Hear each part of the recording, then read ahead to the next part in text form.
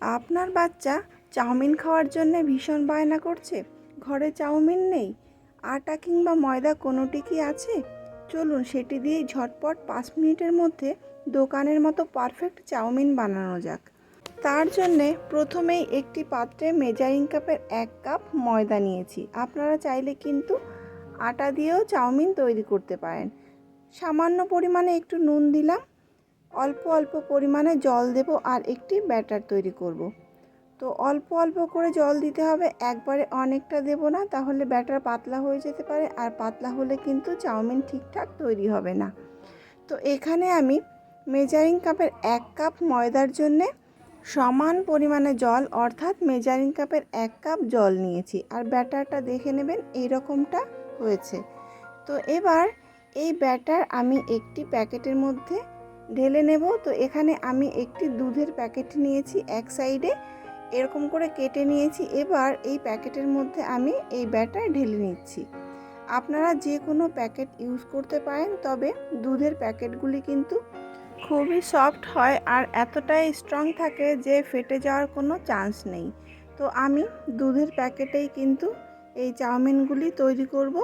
এবার এই দুধের প্যাকেটের মুখটা বন্ধ করে একটি গার্ডার দিয়ে খুব ভালোভাবে শক্ত করে বেঁধে দেব, যাতে কোনোভাবে ভেতরের ব্যাটার বাইরে বেরিয়ে না আসে।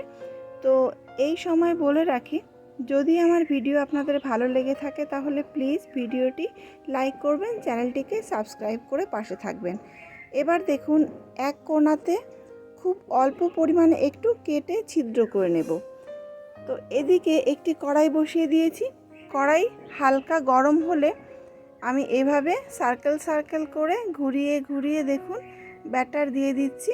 ছিদ্র করার সময় খেয়াল রাখবেন যাতে ছিদ্রটি খুবই সরু হয়, তাহলে কিন্তু চাউমিনগুলিও সরু হবে। ছিদ্র যদি মোটা হয়ে যায় তাহলে চাউমিনগুলিও মোটা হয়ে যাবে।